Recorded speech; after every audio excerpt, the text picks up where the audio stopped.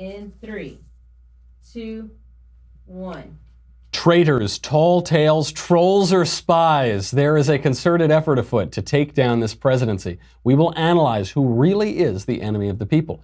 In other news, Cory Booker is behaving like an infant again, which means it must be a day that ends in Y. Then, an abortionist and consulting medical director of Physicians for Reproductive Health, Dr. Ann Davis, stops by to discuss abortion and the Kavanaugh hearings. Finally, the mailbag. I'm Michael Knowles, and this is The Michael Knowles Show.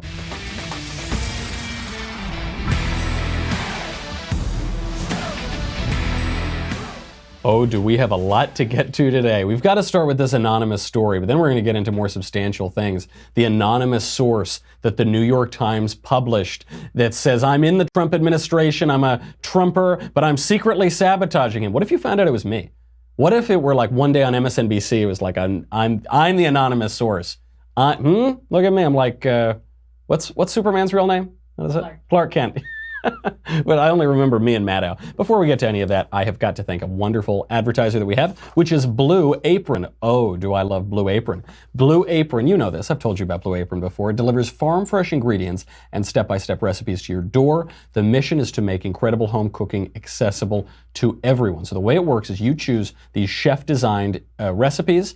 Don't expect it to be like plain hamburgers and nothing. I mean, these are wonderful recipes, really good. They're changing all the time, so you're not going to get sick of anything. They're going to be changing these constantly. They deliver fresh, seasonally inspired ingredients, which are as good as they come. The quality of all of these ingredients is top notch. And as anybody who cooks ever knows, or as anybody who eats Sweet Little Elisa's cooking, it's all about the ingredients. So the ingredients are really good. The recipes are great. You can make dinner in as little as 20 minutes. Quick and easy recipe options, insanely good flavors, perfectly portioned ingredients delivered right to your door. So skip all the meal planning. You're sitting there with your wife and like the argument you have for half an hour, 2 hours is what you're going to have for dinner. Skip all of that. Have it delivered to your door. It's really good. Check out this week's menu and get your first 3 meals free. Get free food from me. Don't say I never did nothing for you. BlueApron.com/Covfefe, Covfefe. If there were ever any week to gobble up the Covfefe, it would be this week. BlueApron.com/Covfefe, Covfefe. Get your first 3 meals free. Blue Apron, a better way to cook. Who is the anonymous source? The anonymous source in the New York Times. I'm sure everybody has seen the story from yesterday. The New York Times runs this piece and they say, we have taken the rare step, the unconventional step of publishing a long essay on the op-ed pages anonymously. But trust us, it's a senior official in the Trump administration. So you read the article, and I'm sure you've heard it or you've seen it floating around the internet, so I'll just get to the heart of it. You read it and they say, there are people in the high levels of the Trump administration who are actively sabotaging the president's agenda, resisting parts of the president's agenda, trying to push him in directions that he's not trying to go in. And I know because I'm one of them. That's the big reveal in the essay. And it talks about how, he's a conservative guy, and it's not like he's in the resistance on the left, but there is a pact, a cabal in the Trump administration that are actively undermining President Trump's agenda. And a couple interesting things here. The piece is really poorly written. So the piece is very clumsily put together. It begins in this big reveal on the resistance and da-da-da. And by the end, it just ends up extolling the virtues of John McCain for a disproportionate period of time and goes on and on about McCain and uses all of these tired cliches and false dichotomies. They say, country first. What is country first is only used by people who have run out of their own ideological argument or their own philosophical argument. They say country first. What does country first mean? What they really mean when they say that is country over party. But what does that mean? You join a party because you think the party is putting forth an agenda to help the country. If it's not going to put forward the best agenda to help the country, you join a different party. Winston Churchill hot parties back and forth all the time. So these two things, they seem like they're in contradiction. They're not really in contradiction. The country and the party are supposed to go together all the time. Other phrases like that, we've got to put the country first, and all of the John McCain stuff. There's one interesting word here, which is lodestar. And this has everyone saying that it was Mike Pence who wrote this, which is absurd. Nobody seriously believes that the sitting vice president wrote this poorly written piece for the New York Times. The main reason I don't think it was him is because it's not well written. And It says the lodestar, blah, blah, blah, blah, blah. People notice that Mike Pence has used the word lodestar in a number of speeches over the years. Okay, but also the way that these things work, it could easily be somebody using this keyword that is associated with Pence to kind of frame him and get the pressure off of themselves. There are three options here. There are three cases for who it is. That's the background. Who could it be? It's a traitor, it's a troll, or it's a tall tale. Those are the three T's of this anonymous essay in the New York Times. Either this person does exist and he is actually a senior official and he is actually sabotaging the Trump administration, or it's someone this is coming out of the Trump administration and they're trying to troll the New York Times into destroying their journalistic credibility by running this outrageous anonymous essay in the op-ed pages, or the New York Times completely made it up. What's the evidence show? Are there people who do this, who would actually betray their employer and betray the Trump agenda? Yeah, of course. President Trump has been talking about this the whole time. President Trump has been saying there is a deep state. There are embedded interests in Washington, in the administration, working for the administration, who oppose the agenda that was elected by the American people in 2016. So we know that that's true, both because this essay was published and because we've heard about it for so long and we've seen the evidence of that. It certainly could be the case that this is all legit and this person really is at the high level and he's trying to undermine the Trump agenda. If that is the case, he's a real traitor to his country. President Trump tweeted out treason, all question marks, all capital letters. And that isn't overstating the case. The American people did not elect this random staffer who published in the New York Times. They didn't elect him. They didn't elect his agenda. The definition of tyranny in America would be overturning the results of a 2016 election, would be undermining the duly elected president. Now, in all administrations and in all workplaces, you always have the underlings say, well, I could do it better than him. I've got to stop my boss from being so stupid. Wah, wah, wah. So that happens too. But if it is really the case that President Trump is not able to push his agenda through, that is betraying your country.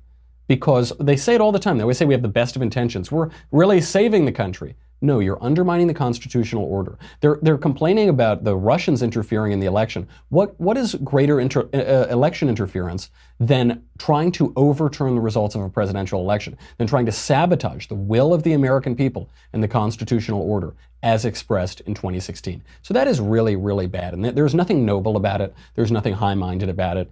If, at the worst scenario, if this is really the case, that this person should be very ashamed and they should be ferreted out of the government. This is a huge offense to the American people and a huge threat to liberty, if it's the worst example.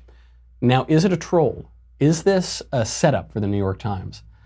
If any president were going to do it, it would be Donald Trump, wouldn't he? Donald Trump has regularly referred to the press, the fake news media, as the enemy of the American people. I always thought this was very, a little far. It was obviously outrageous, very outrageous, and just even a little far for this administration, which thrives on spectacle and thrives on outrageous statements. But if the New York Times is willing to do this, to basically obliterate any journalistic ethics and run this essay anonymously, it actually gives credence to the call, the enemy of the American people. The person writing the essay is bragging about being an enemy of the American people. It's saying the American people elected this, and we're going to undermine that constitutional order and do something different. So I got to say, the reason that the troll thing kind of hits me is, first of all, the president is the greatest troll in America. He's the master of this. I did the blank book. I'm happy to be a prince of trolls. He is the king of trolls. So he certainly could do this. And Donald Trump always makes his opponents live up to the criticisms that he lobbies at them. So in this case, if anyone could make the New York Times live up to the charge of being the enemy of the people, it's Trump. And then the third option is that it's just fake news. Now, did the New York Times make this up from scratch? I don't think so. I don't think that the op-ed editor would really risk his reputation to do something so outrageous, and ultimately something that likely will come out. But what it could be is that the New York Times is exaggerating the position of this person. So they've done this before. I think it was, yes, there were these emails from a fracking story that the New York Times was running. It was a big article, on an anti-fracking article. And the New York Times said, we've talked to senior officials, federal officials, senior analysts, blah, blah, blah, blah, blah. It later came out that their source was an intern. Their source was like the lowest level staffer you could have. Even the New York Times public editor, Arthur Brisbane, said, "Can an intern be an official? Doesn't sound right." They've exaggerated this before. Certainly possible. I'll give you my thought on this in 1 second. But before, let me make you a little money, honey, because we're in a capitalist era. We got to make some money. You know about Honey. I've told you about this. It's the free shopping tool that finds the best promo codes whenever you shop online. It might sound too good to be true, so let's go over the facts. I used Honey 2 days ago. I was ordering pictures on the internet, and I ordered it. But I couldn't even tell you. It just so happens I was online shopping a couple days ago. I use it every time. I've used it for years, long before this show existed. If you're not using it, you're just missing out on free money. Honey has already saved people over $800 million. You might be thinking, oh, you know, Honey doesn't work on the sites that I shop at. It works on 30,000 sites. It works on eBay, Amazon, Walmart, Newegg, J.Crew, a lot more. So how is it free? How is Honey free? It's because Honey gets a small commission from sites when they save you money, so it just is always free.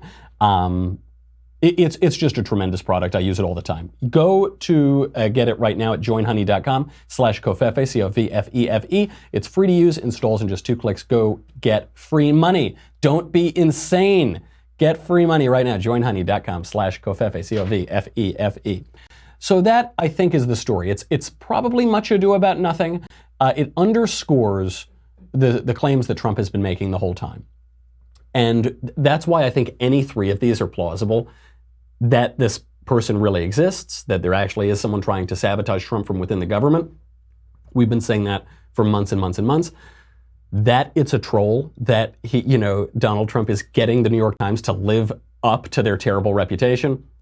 And 3, that the New York Times is just exaggerating this and they're running at least partially fake news. It could be any of those. But what is the takeaway? What changes with this? The guy says Trump is crazy and stupid and we don't like him.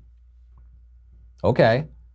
Is that new? Is that even news that people around the president don't like him and underestimate him? Is that news now? Is that the New York Times has been saying this for 3 years now, 2 or 3 years? How is that news? I don't see how this moves the needle one bit. I don't see how this helps Democrats either, because it puts Donald Trump in the position of underdog and it validates all of the claims he's been making about the government and about the press. I don't see how this hurts him. Perhaps that was the point. Perhaps it's either what we call the 3D chess, that Donald Trump saw this coming. And by 3D chess, we just mean that Donald Trump is good at manipulating the media, which is obviously true. Either it is that, or it is just that Trump has this gut instinct about reality, and reality is proving him right. I really want to get to our guest, but before we do that, I do have to make fun of Cory Booker a little bit. Cory, I'll give you the recap. If you didn't watch all of the hearings of Brett Kavanaugh, it was the same Cory that we've been seeing for months and months and months. Cory, just give us the summary. I hurt. When Dick Durbin called me, I had tears of rage when I heard about his experience in that meeting. And for you not to feel that hurt and that pain and to dismiss some of the questions of my colleagues, saying I've already answered that line of questions when tens of millions of Americans are hurting right now because of what they're worried about what happened in the White House. That's unacceptable to me.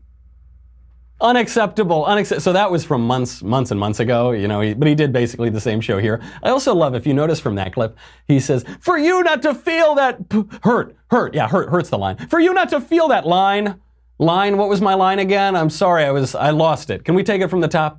Can we do this shtick again? Because he's running for president and he thinks that whining and screaming like a child is going to make him more popular to voters. It'll certainly work with his base. So here is Cory actually at this hearing today. Senator Cornyn actually made a very good point. I knowingly violated the rules that were put forth, and I'm told that the committee confidential rules have knowing consequences. I'm going to release the email about racial profiling, and I understand that the penalty comes with potential ousting from the Senate. And if Senator Cornyn believes that I violated Senate rules, I openly invite and accept the consequences of my team releasing that email right now. What I'm releasing this document right now to show, sir, is that we have a process here for a person, the highest office in the land, for a lifetime appointment. We're rushing through this before me and my colleagues can even read and digest the information. Running for president is no excuse for violating the rules of the Senate. No senator deserves to sit on this committee or serve in the Senate, in my view, if they decide to be a law unto themselves and willingly flout the rules of the Senate and the determination of confidentiality and classification. That is irresponsible and conduct unbecoming a senator. So it's a ridiculous show. Corey is running for president, as Mr. Cornyn said right there. He's obviously trying to create a spectacle, and he is begging people to kick him out of the Senate, because that's his only shot, right? If there's a big fight about kicking Cory Booker out of the Senate, then he sort of has a chance to rise up to a tier 1 candidate in 2020. But they're not going to do it. He said he released these emails. These were confidential emails. He wasn't supposed to release them. It really violates the Senate, the rules, the sense of collegiality.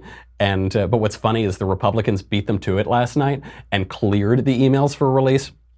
So Corey didn't even get to release them and break the rules and have his big moment. He actually said in the hearing that this was his Spartacus moment. You're like, Corey, man, if you have to say it, it's not true.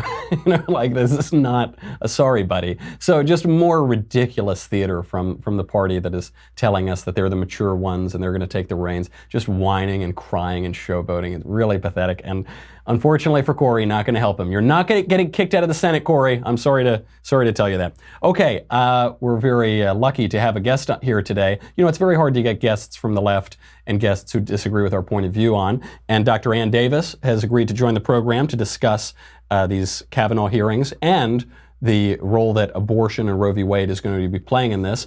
And Dr. Ann Davis is the consulting medical director of Physicians for Reproductive Health and an abortion provider herself. Dr. Davis, thank you for being here. Thank you for the invitation. So, Dr. Davis, before we begin, I want your thoughts on this Kavanaugh hearing and on the future of abortion politics in the country. I have to begin with the name of your organization, the Physicians for Reproductive Health, because it has always seemed to me that of all of the euphemisms that we have in the abortion debate, reproductive health is the most outrageous one, as reproduction and abortion are diametrically opposed. Why is it the case that the abortion movement, the pro-abortion movement, relies on euphemistic and dishonest language in so much of their political activity?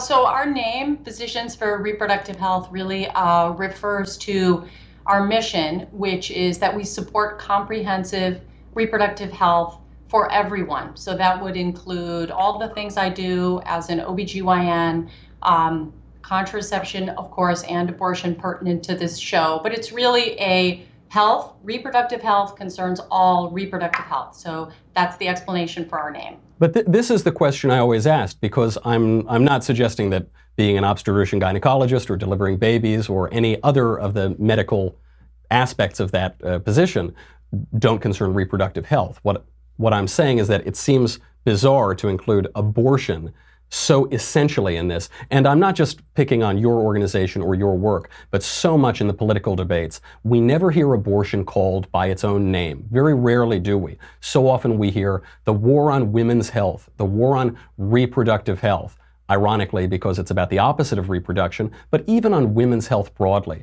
When I call up my grandmother, I say, "How you doing, grandmother?" She doesn't say, "Well, at least I've got my right to an abortion." She says, "At least I have my health."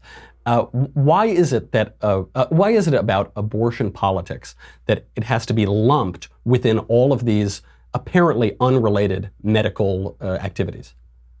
I think that what is happening there, what you've noticed, is that there's a lot of stigma around abortion, as we all know, so that people aren't necessarily comfortable saying the word abortion or talking about it. Patients absorb that stigma. Certainly, there's a lot of that in the national discourse. But remember that abortion is very, very common medical care. So if you look at the best numbers we have, about 1 in 4 women in the United States will have an abortion before she's in menopause. So it's a very, very common procedure. It's something that is sort of a core component of the care that we provide as OBGYN. So I think there is a little bit of a disconnect there with how common it is and how often the word is spoken. I agree with you. And I think that's really because of the stigma and misunderstanding around abortion. Of course, it is. It's very common. In the years after Roe v. Wade was decided, the abortion rate nearly doubled, I think. Since then, it's dropped dramatically. But there was certainly an explosion in the 1970s and early 80s. And yet, when we look at the polling, and not just from right-wing firms, not just from religious firms, but even left-wing polling firms like Gallup, we find that the majority of Americans, and the majority of American women in particular, oppose abortion in the second and certainly in the third terms. What does this mean for the future of abortion politics? So much of the Kavanaugh hearing has come down to whether or not he would overturn Roe v. Wade. And so much of the abortion debate happens on, is abortion morally permissible in the first 3 hours of pregnancy or something? But what about those numbers? Abortion is certainly a common medical procedure, and yet the majority of Americans oppose it in the second and third term. Is there a point at which the abortion movement will have to say abortion should not be licit in the second and the third term? Is there a point at which we can say this is no longer merely a medical procedure that doesn't involve human beings and is infanticide?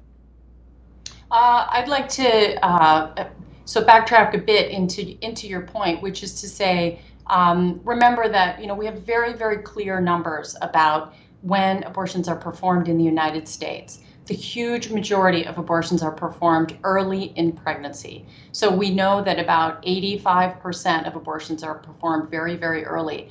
And that is a good thing. We also know that abortion is much, much safer the earlier that a woman can have one. So it's a simple, safe surgical procedure or medication that you can take early on in pregnancy, and very, very safe and simple and suitable to just taking that in an office, a doctor's office, and being able to do that. Also, it's very important to understand that the nomination of Kavanaugh really threatens the safety of abortion in our country, because as abortion gets harder to access, and there are places in our country right now where it is very, very difficult for women to access abortion, the harder it is to access, the later it goes into pregnancy. So when it's difficult to find an abortion because your insurance won't cover it, because you have to drive a really long way to get to a place to have one, when you have a waiting period, there are numerous restrictions. They've been just piling up over the last 5 to 10 years, literally hundreds of restrictions in the states. And so what that does is it moves the abortion later into the process, and that makes it less safe. So it's in our interest to make sure that there's access to abortion in order to help women have access early so that abortion really remains safe. And that's something I hear from my patients in my practice. They're very, very grateful to be able to get in early and take care of themselves in a way that's going to be safe for them. That's primary on their mind. But Dr. Davis, this does seem to evade the question, which we're talking about the safety of abortion. The point for people who oppose abortion is that abortion is never safe for the baby who is being killed. And so my question is there a point, not just at which it's less safe for the woman to have an abortion, say in the third trimester or I don't know, but is there a point at which the pro-abortion movement, the people who are advocates of abortion, will say, after this date, this is infanticide? Surely we would all say killing a baby who's 1 day old and has been born for a day, that is not morally licit, that is a sin and that's a crime. Is there a point before then, and especially looking now, and even looking at poll numbers of public opinion on abortions and late-term abortions, where the pro-abortion movement and abortion providers will say, this is not morally licit, this is killing a baby in either the second trimester or the third trimester? I'd really like to focus more on the reality of the medical care that we're actually providing. But this is the reality. The babies are living in reality. I'm not quite sure where your question is going. To my mind, in our practice, the things that we're concerned about making sure people get their care early, that the care is safe. Those are the things that are important to my patients and that I'm dealing with every day. The patients that I took care of this morning, what they're concerned about is their safety, their reproductive health, their fertility, their future, and that's what we're really focused on. I understand that. The average patient isn't saying, this particular number of days in my pregnancy. That's really not how we look at it. Every situation with a pregnancy is going to be different in terms of the gestational age. And again, having abortions later in pregnancy is really the minority. The majority of people really are facing a situation where they're early in pregnancy and they need to get the care at that time. Abortion is extremely safe if you compare the risk, for instance, of something extreme like a woman's death, a woman dying during an abortion, that is 6 to 8 more times likely to happen giving birth. So abortion is a very safe procedure. We know that. We're always working to make it safer. I'm all about doing research and practice and changing practice to even make it safer. But we know that abortion is safe, common care. We want to make sure we can keep it that way. And the nomination of Judge Kavanaugh is really alarming. But Dr. Davis, respectfully, it seems that you're evading my question because I am asking a specific question. I understand you say people don't care that much about the figuring out at what gestational age killing a baby in the womb is morally illicit. But I am asking about that question, about at what point we could kill that baby, because we say it's a safe procedure. It isn't safe for those babies. And I just want to know, you're perfectly able to answer and say the abortion movement does not care about that. We do not care about public opinion, which opposes late-term abortions and second trimester abortions. That's not what we're concerned with. You're perfectly able to say that. I just want to know if there will be a moment when the pro-abortion movement acknowledges that there is a living human being inside of that woman that is being snuffed out and killed in the process of providing a safe abortion to the woman. Well, in the conversation, I can tell you what happens in the reality of medical practice, which is in my office. I think that's really where the most important part of the practice happens, not in that's policy where it happens, debates, yeah. And not between people in theoretical, but really those conversations that happen between a woman and a doctor or another provider in her health for her life. Yes, the baby is not theoretically killed. The baby is killed really, Yeah, right. So when a woman has an abortion, the pregnancy ends. I think we can all understand that. That is exactly what happens when someone has an abortion. So really what we're focused on is making sure she gets the right care at the right time and making sure that she has access to that care. And I suppose then, so my follow-up question, if we're talking about care, if we're talking about the medical realities of these things, we must take into consideration the Hippocratic Oath, not to hurt a patient, not to cause harm, at first do no harm. Is there any point in the gestational age of the unborn baby at which you would treat that unborn baby as a human patient that you have to care for medically and physically? Well, I think, when you talk about the meaning of things, it really depends on the person, her beliefs, the beliefs of her family. And what are your beliefs? I'm asking your beliefs as a leader in this field. I am very clear about my beliefs, which is that I'm in full support of a woman's constitutional right to an abortion, as well as all the other forms. All the way up until the day of birth? She needs. Are you saying that you support the woman's right to an abortion all the way up through the entire gestational period? That's not what I said. That's what. Well, that's what I'm asking you to clarify. Well, we're not talking about gestational limits. I think that I am talking about that. That is what I am talking about and asking specifically. Do you support the right to an abortion up until the day of giving birth? My personal practice is that I provide care within the full scope of the law and in compliance with all the rules and the laws of my state and my hospital, and that's what concerns me. And the care that I give to my patients is really primary. Just like if you were having surgery, really you'd be thinking about you and what you need for your surgery and your health. That's really what's on my mind. I don't want to belabor the point or beat a dead horse. I just want to be crystal clear because I don't want you taken out of context. You've said that you will provide an abortion up to the legal limit in your state, which could be well past the age of viability. We have children that have survived and been viable and gone on to live who were born at just 21 weeks or 22 weeks. In many states, that limit is 26 weeks. In some cases, it can be even later. But I am asking you, as a matter of not just of state law, I know the state law is not just a federal law, I'm asking you as a question of the practice of abortion itself, and with your expertise in the medical field, do you support medically, not legally, not politically, medically, do you support the woman's right to an abortion up until the day of birth? Is there any limit on gestational age at which point you yourself, regardless of the law, would say, I will not perform this abortion? That's not a scenario that occurs in my practice. It's not something that I have to make decisions about because it isn't a real scenario. It is a real scenario. Women are pregnant up until the day they give birth. That is a real scenario. It might not be a practical one that you experience. I understand, but I think you're focusing on something that is so outlandish and bizarre to imply that people are having abortions the day before a baby is born. Dr. Davis, I'm using this as an example to take the I'm not logical. really sure where you're going with it. Well, I'll explain it to you. Kind of frustrating Well, I'll explain it to you. I am following the logic of abortion to its logical conclusions.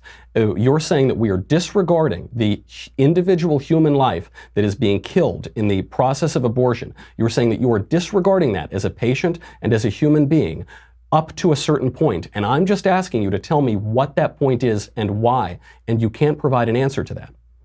No, I gave you a clear answer, which is that I provide abortion up to the limit in my state based on laws and in my practice. That's what I do. That's what I believe and what I do. Yes, but that is a slightly different question. So are you then saying that, let's say the limit is, I don't know where your practice is, but let's say the limit is 26 weeks. Are you then saying that at 26 weeks in gestation, that baby is a baby and it would be immoral and wrong to snuff out its life? That is not a conversation that I have with my patients. What would you have it with me? Just even in the last few days, I've had circumstances where we've been looking at pregnancies that have gotten very medically complicated. And imagine that something like this happens to you, where you're at a certain gestational I don't think it's going to happen to me. Pardon my flippancy. Well, imagine it happens to someone in your family or a friend of yours. And these things do happen all the time. Human reproduction is not perfect.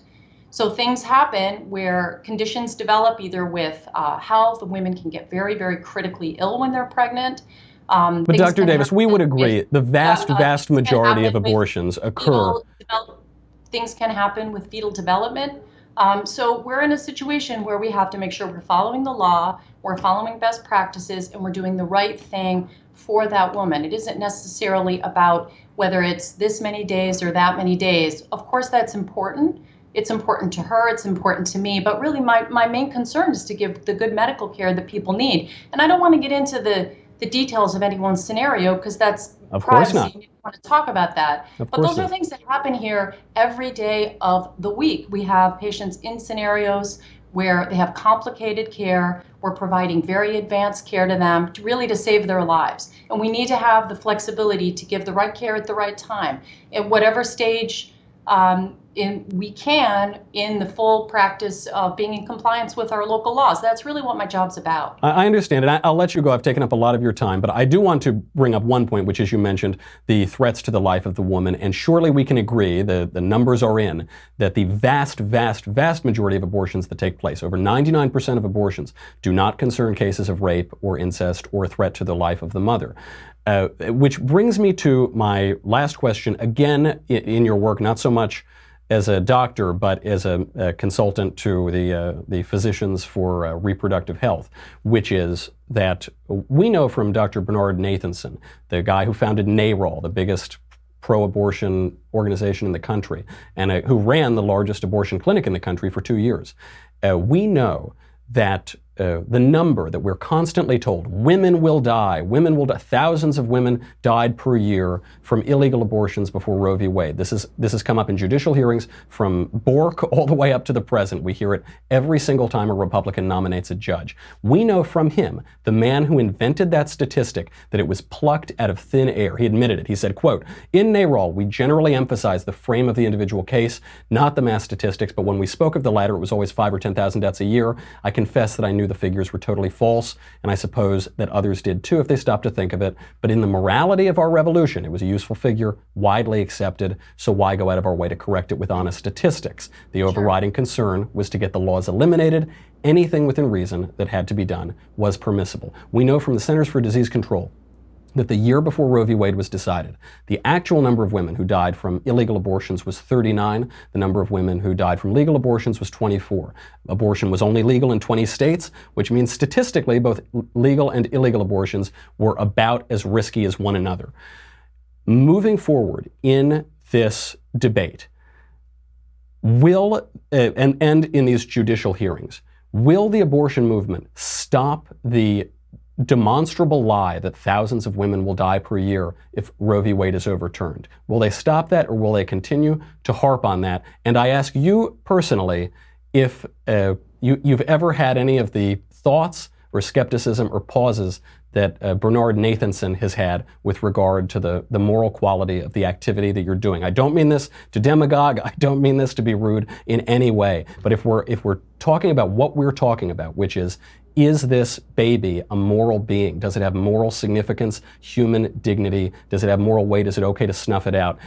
If there's a 5% chance that that is true, if there's a 10% chance, if there's a 95% chance, how sure are you, and does the activity of abortion give you pause?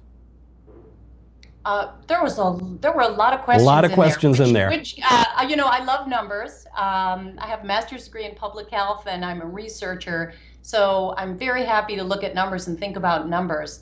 And I'm not in charge of messaging for a movement. I'm a doctor, and I am also a patient advocate. And you're a patient advocate, which is why I like your public opinion on this.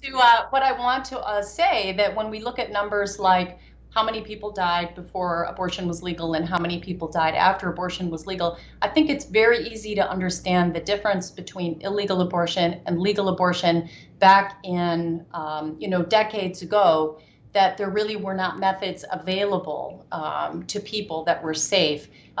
They were equally risky, and statistically speaking, just as many women died from legal as illegal abortions. I'll explain that. I'm happy to explain that. So when we talked to doctors who were practicing before abortion was legal, it was very common for women to come into the emergency room critically ill, wind up with a hysterectomy. They may not have died, but there was a lot of serious morbidity, losing their fertility, nearly losing their life, having emergency operations. And those were routine things. There were whole wards in hospitals dedicated to trying to save women's lives after attempts at illegal abortion. Those things don't exist anymore, and they didn't exist after abortion became legal. So you don't need a whole lot of very particular numbers to understand that things got a lot safer. It seems to me the numbers clarify things better than the anecdotes do. I agree, but when you try to count something that's illegal, right? It's super hard to do that. And how do you count somebody dying?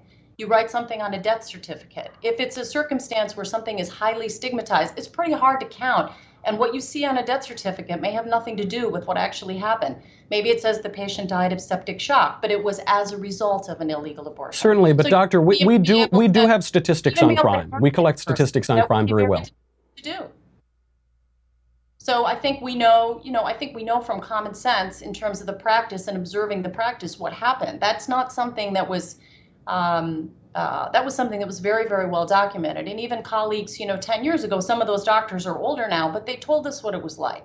And these were people working in major medical centers in the United States. So there were people that faced this, and that really was the backbone of trying to make sure that abortion became safe, because so many women were injured and even lost their lives. So that's not something we want to see come back again. You can argue about whether or not things would be different now that we have different abortion methods. It may be that illegal abortion may not be as physically unsafe for a woman, but keep in mind that if abortion becomes illegal, there are new risks, right? There are risks for people like me who provide it. There are risks for patients in terms of taking medications. Well, I'm sorry, what do you mean there are risks for people like you?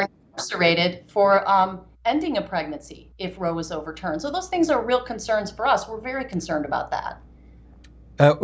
As to my last question, doctor, you don't have to answer it. You're under no obligation to.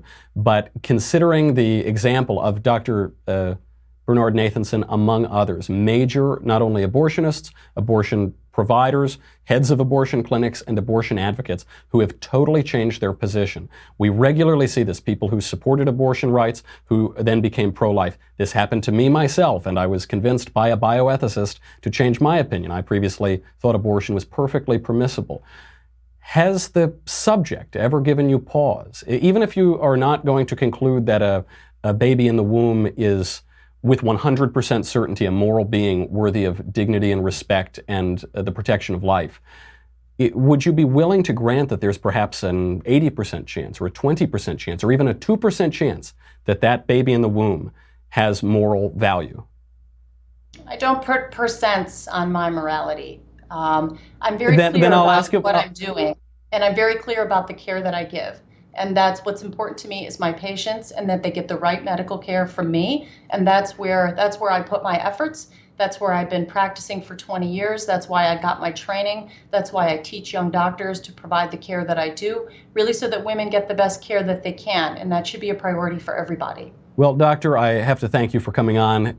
Not a lot of people who are on the left will come on my show, and very few people who are in your position are willing to speak to conservative outlets. So I certainly have to thank you for doing that, and I'll be praying for you.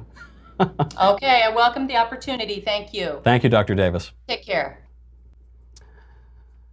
Wow, I know we ran really long, but I can't believe it. It's an amazing thing when you have the opportunity for that sort of conversation, because she just won't accept, she won't even acknowledge the premise.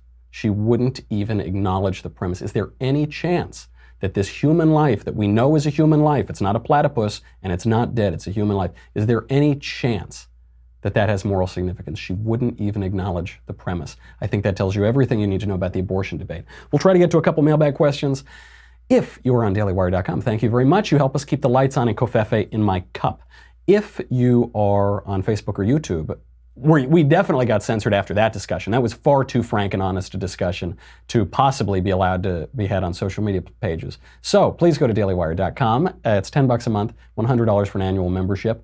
You get me, you get the Andrew Klavan Show, you get the Ben Shapiro Show, you get to ask questions in the mailbag. Although this week you only get to ask like 2 because we ran a little late in our conversation. And you get to ask questions in the conversation, speaking of, which will next time have Ben Shapiro, the big boss himself. None of that matters. You need the Cory Booker vintage. You need it. You need it. He's running for president. Senator Cornyn said it today. He's running for president. We're going to need to make a bigger vessel. We're going to need a bigger boat. We're going to need a bigger vessel when Cory Booker runs for president. Go to dailywire.com, get your tumbler. We'll be right back with the mailbag.